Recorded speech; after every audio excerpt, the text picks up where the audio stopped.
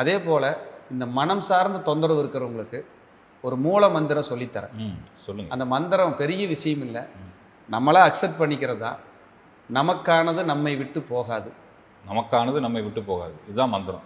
நம்மை விட்டு போகிறது என்றால் அது நமக்கானது அல்ல. நமக்குன்னு கிடைக்க வேண்டியது வந்துடும். நம்மளை விட்டு போச்சுன்னா அது நமக்கானது அல்ல, எழுதப்படலை. காம்ப்ரமைஸ் ஆகிட்டாலே 80% மனநோய் இல்லைங்க அப்படிங்கிறது என்னுடைய பர்சனல் இது.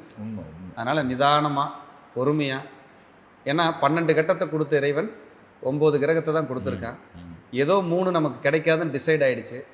அந்த 3 என்னன்னு தெரிஞ்சு அமைதியாக ரிலாக்ஸாக நகர்றது சேஃப்.